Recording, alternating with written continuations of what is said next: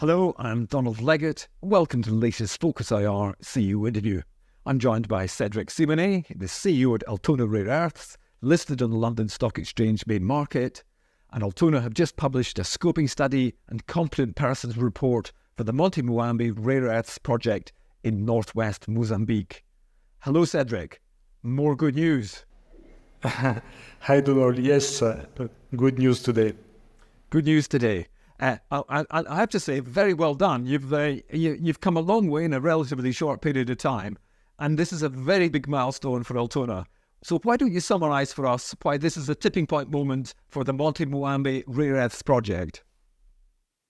All right. Donald, thank you. It's a very important milestone for Monte Muambe and for Altona. This is our scoping study.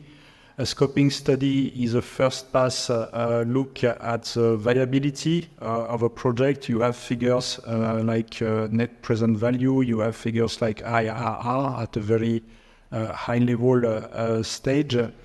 The estimates of the costs, OPEX and CAPEX for this particular study are between plus 35% and minus 30%, which is normal for a scoping study. So for us, it's very important because the results are positive. That doesn't mean that the project will become a mine one day. We still have a lot of work to do to get there. But at the stage where we are, it gives us absolute confidence to go into the pre-feasibility stage. Okay, and if we could break down that scoping study step by step, you've already told us a fair bit as to what it's about. But pick out some of the choice numbers which you think will lead to it becoming a mine. All right. So this scoping study has been prepared by a consultancy company called Snowden Optiro, which is a reputable consultancy company, a very strict one. They want to check all the data that have been put into the study. There are 11 different geologists and engineers who were involved in drafting the different sections of the study. And the other important thing I think I must underline is that the assumptions that were taken are very conservative. We wanted to make sure the project is potentially viable even with unfavorable conditions. That opens up a lot of potential upsides for the pre-feasibility study, things that we are now going to look at much more in detail, assess different options for every parameter, make sure we optimize things in terms of mining, in terms of processing, in terms of marketing, in terms of logistics, in terms also of things like energy mix, where we look not only at the costs, but also at the environmental impact, at the carbon footprint. There is a lot of opportunities from the base that we have, which is good enough to go into the pre-feasibility study. There are lots of opportunities to improve the project during the pre-feasibility study. And the pre-feasibility study comes next. Have you already started work on the data and the studies that need to be done for the pre-feasibility study? Yeah, absolutely. So before we could start to launch requests for quotations for lead consultants for the pre-feasibility study, we had to have the scoping study to show them what information we already have. So now I'm going to enter a phase which is very important of selecting potential candidates for the lead consultant, but also for the specialized consultants. There are many different angles like geotechniques, like environment, like the tailings storage facility, lots of things like the energy mix, of course. And so it's a very important phase right now we are in. We have started to do a lot of planning on next year's drilling campaign. We want to increase our resource estimate to a certain level of 20 plus million tons. We want to increase the level of confidence so that the resources can be converted into ore reserves as part of the pre-feasibility study. So there is a lot of work. But for me right now, one of the big priorities is to do more work on the metallurgy. And even as we speak, we have samples which are being sent to Australia, to China, to do different sort of testing to make sure we've got that important and critical part of the project under control. Okay, and of course you also published, simultaneously, you published the Competent Persons Report. Tell us more about that. What exactly is the competent persons report, and what does it show about Monte Muambe? Okay. Look, let me clarify a little bit, because people sometimes can get confused between competent person report and scoping study. A scoping study is a study that looks at the potential viability of a project at a certain level of accuracy. It's the same as a PreFeasibility study, but with a lower level of accuracy. A competent person report is very specific to mining and oil and gas projects. It's a report which is prepared by a competent person who has got certain qualifications and who fits certain criteria, including independence from the client. And this competent person report gives a snapshot of a mineral project at a given time, which is the date it was published.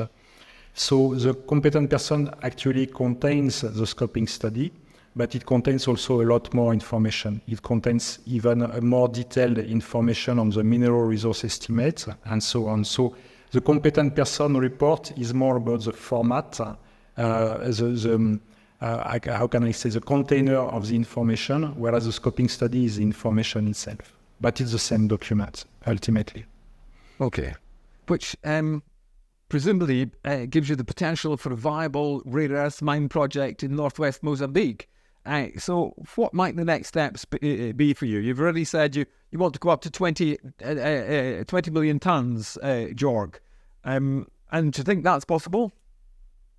Yeah, we are very confident it's possible for two reasons. First, because the two ore bodies or the two mineralized bodies that form part of the existing resource estimate, Target 1 and Target 4, have been drilled only to a certain depth. And basically, the pits, the open pits that were designed as part of this scoping study, the bottom of the pit corresponds to the level at which we ended the drill holes, and the ore is continuing going downwards, down deep. So we know very well that by drilling deeper, we will be able to get more tons into the model and into the resource statement.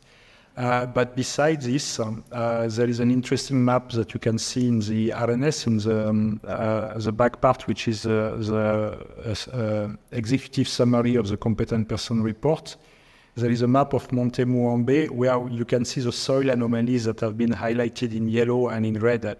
And I encourage you to have a look at it, and you will immediately see that there is potential for more ore than what we've highlighted at Target 1 and Target 4. So we are very confident about this. Right now, as I've said, one of our big priority is the metallurgy. We are still doing some exploration on the ground. We are preparing the drilling plan for 2024. And what I want to achieve is a drilling plan that will be a one-off. We get into the field with the rigs, we do our drilling campaign, we close it, and we've got all the data we need for the ore reserve statement and for the pre-feasibility study. So that drilling will include all the resource drilling we need to increase the confidence level of the resource statement. It will include geotechnical drilling, it will include drilling done for geology, drilling done for hydrology. We'll cover everything in one drilling campaign. Okay. It's probably worth noting that not only have you published a scoping study and a competent persons report, but that actually triggers the ownership of 51% of the project, which is quite a big deal and presumably actually de-risks things quite nicely for you. Yeah, this is correct. This was a very important thing we were waiting for. So we have an earn-in agreement with the original owners of the license.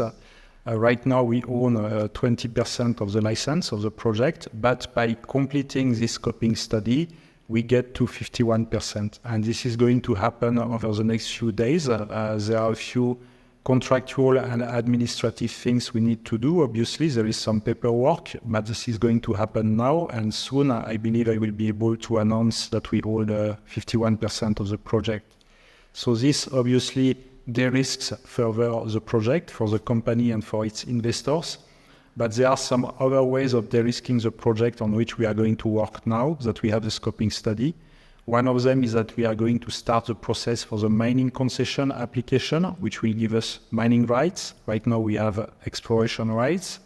And the other thing is that we are going to get the process started for the environmental impact assessment study, which is also a very important component when you want to have the rights to do a mining project.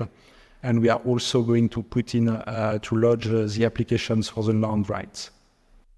Okay, all these licenses and rights, environmental, mining licenses, and so on.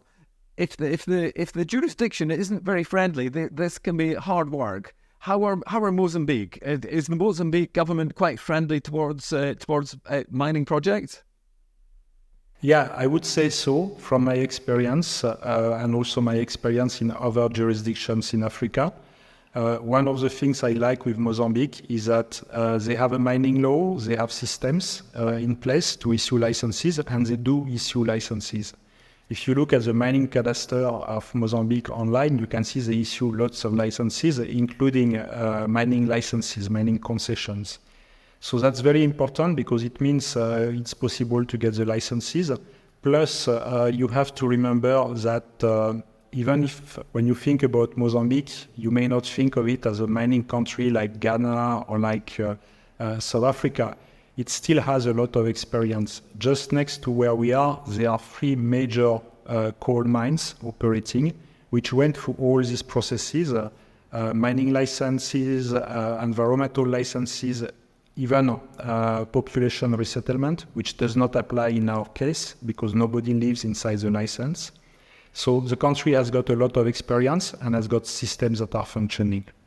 Okay, my final question to you, Cedric. Why should investors consider investing in Altona Rare Earths at this inflection point in the development cycle? Why now? All right. I think you just have to look at our share price and our market cap to understand why right now we are a good value proposition. We have kept on saying that Monte Muambe was ticking lots of the boxes. And now with this scoping study, we are showing that at the level of accuracy of a scoping study, the project is viable and justifies to go further. So we've really demonstrated that this is a good project, that Altona is a company that knows what it's doing and which is able to drive a project at a good pace, and we intend to continue so. So when you look at our current share price, our current market cap, it's obvious that the upside is there. Cedric Simonet, CEO at Altona Rare Earths. That's ticker REE. Thank you very much indeed for that update on the scoping study and all things besides. For more company information and to access the company bulletin board, please go to the Altona pages on London South East. And meanwhile, do follow us on Twitter. That would be @_focusIR_ and also @London South East. And if you want to see more interviews like this one, then I do recommend you put London South East YouTube into Google, and you'll receive alerts to our next Altona interview, just like this one. Thank you very much indeed.